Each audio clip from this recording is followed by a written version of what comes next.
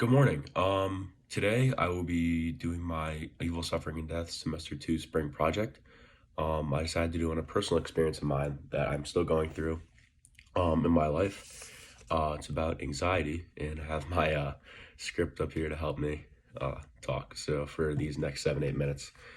Okay, so I remember the exact date. Started on September 4th, 2020, after I started dating this girl Sabrina. I mean, at first yeah, I was really anxious about it. We only dated for 3 days, and because I got super anxious and worried, and at first she didn't really help me with it, but over time, like continuing now, she still helps me with it. She suggested therapy. This has gotten really bad, but I have not reached out to anything just because I don't want to like get out on it too much. It's still an ongoing burden in my life. I've tried to find many ways and tactics to make it go away. Like it's sometimes it's just really good, sometimes really bad. It just depends on the day. It's affected me in many ways. Like I said, dating this other girl I dated, Emily, a few months ago, actually about a year ago. No, actually, she's been the best support I've ever had with this, and I broke up with her a few months ago uh, because I thought I'd lost feelings, but it turns out I did not. We stayed friends. She got a boyfriend a few weeks ago or a few months ago, and it really hurt, really hurt. So it just hurts to know that we could still be together.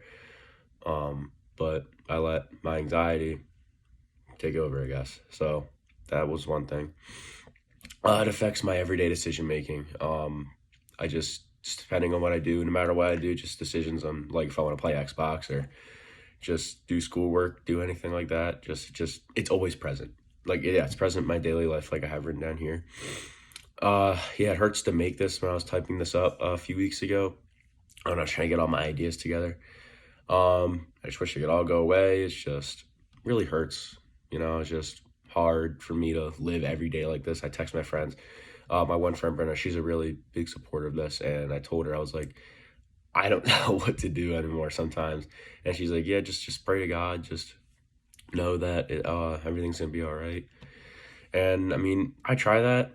But I feel like sometimes it works, sometimes it doesn't, really inconsistent. So I'm just still trying to figure out what that best thing is. It's a secret to my parents that I would rather them not know about because I don't want them to pester me about it or anything like that. And I'm not too close with my parents. I mean, I love them obviously, but like we're not like super close like some kids have with their parents. Some of my friends know about it. So I think that's good to have some people know about it. That I'm not the only one who knows this. So which is really good. I have had some very, very, very bad thoughts about this, including like suicidal thoughts and just those don't come up anymore. That was like about months ago. Yeah, I'm over all that, which is very, very good. I'm very thankful for that. I'm trying to think of some stories that I have. So, uh, like sometimes if I want to like play Xbox, like I get super anxious. I'm like, did you do this? Did you do that? Or like if you did this, you can't do that. Like that's all kind of gone down. Like anxiety comes in phases. Like sometimes I want to play Xbox and then my anxiety will just kick in and just make me like not want to do it, if that makes sense, or just not like it's really hard to explain, but like it's just sometimes it just gets to me and I try to fight it and I do a good job of it usually because now I'm doing a good job of it, but like before it was just I couldn't really do anything about it. It's just been really hard for me to fight it. Um, but I mean, I can get over it, I hope, but like it's still an like I said earlier, it's still an ongoing burden in my life. And I pulled these next two terms from our first lecture. Suffering is a constellation of mental, emotional, or spiritual sensations experienced in response to internal and external conditions, and pain, which is a physical sensation caused by damaging stimuli. And these both stand out because I've obviously felt both of these before with anxiety. Um, yeah, like the suffering, mental, emotional, spiritual sensations that are caused from internal and external conditions. Like my brain will just keep spinning. Like somebody mentioned to me one time, like, oh, like your brain is spinning so fast you can't control it. Very true, very true. I just feel like that it's really, really hard to like kind of control my brain when like it's moving that fast because I can't really sorry, it's allergy season. to like keep up with it, you know. And another thing I'll say is like sometimes I twitch. My mom's noticed it before, and she's like, "Are you okay?" I'm like, "Yeah, no, I'm fine." And she's like, "Well, stop twitching." I'm like, I'm like, "All right, sorry." And then I'm thinking to myself, I'm like, I can't stop twitching. It's kind of something that I can't really control. And then over the summer, I went to High Live, it's High School Leadership Institute.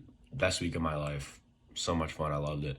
We were doing a prayer circle. Everybody's in a big circle, and I'm sitting next to this girl Hannah, and I started to twitch a little bit, and then she like because we were all holding hands and they were praying together, and then she kind of grabs my hand a little tighter, and I was like, why is she doing that? And then after we were done, she was like, why were you twitching? I'm like, oh, I just have bad anxiety. And she's like, oh, me too. I do that all the time. And I'm like, so I mean, it's really nice to know that somebody else feels that way. And we still talk. She's really cool. Um, and it's just really nice to know that I have other people that are there for me, and that I can lean on and know what's going on inside my brain, which is very helpful. So some of my sources, this is Facts About Anxiety from Arcadian Counseling. It could be genetic.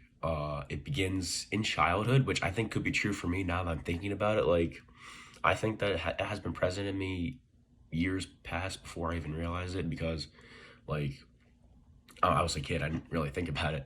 Anxiety can cause anger. Very true. I have gotten very angry from all my experiences with this. All right, let's see. Next one is from ADA.org.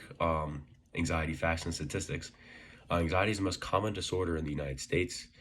Anxiety disorders are highly treatable, yet only 36.9 of those receive treatment. And I feel like anxiety is kind of looked upon as like, oh, you can get over it. Like with people without it, or like, oh, you can easily get over it. I just don't even think about it. It's like it's hard. It's hard to do that.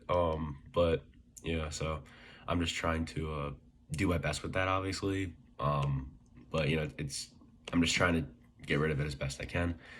Um, let's see. Anxiety disorders develop from a complex set of risk factors, including genetics, brain chemistry, personality, and life events. Yeah, like that's going back to dating and everyday decisions. Like it affects me in every way uh, that I do my everyday life. I live my everyday life. This is another website, Facts About Anxiety, from DoSomething.org. Anxiety disorders differ from normal feelings of nervousness or anxiousness because they involve excessive fear, anxiety, and they typically cause reactions out of proportion to the circumstances. And anxiety disorders can interfere with job performance, schoolwork, and relationships. They said it themselves. Yeah, so I mean, like it job performance, like I'll be at my job, right, and I'll twitch sometimes, and sometimes like, did they notice that? Like I'm a cashier, so like I'm with people all the time. So I was thinking about that. Schoolwork, that's kind of affected me for schoolwork. Not as much as jobs and like other stuff, which is good. But yeah, there's that. Let's see, and then there we go. Okay. Anxiety can produce both physical and emotional symptoms. Like people with generalized anxiety disorder, GAD, experience restlessness and irritability, difficulty concentrating, chronic fatigue, nausea, dizziness, and worsening worry or fear over extended periods of time. That's very true. I felt kind of sick from all this. Like I'll be thinking about something for a while, and my stomach will start to feel kind of weird.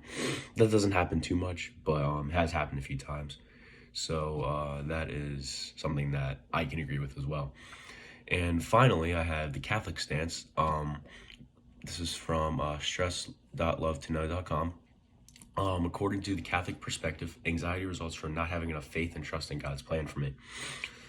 Yeah, I can get behind this. I feel like this applies to me. Like my friend Brenna, she was like, pray more. Like God's always there for you. And I'm like, yeah, but I just don't feel like praying. Like, it's hard to sometimes do that. We all struggle with that. And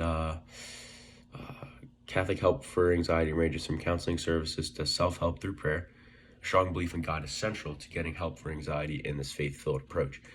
And I agree with that. Like, I pray to God about my anxiety sometimes, and it's helped. It's really, really has helped. I feel like I should just be more consistent with it. So I can start to control it more.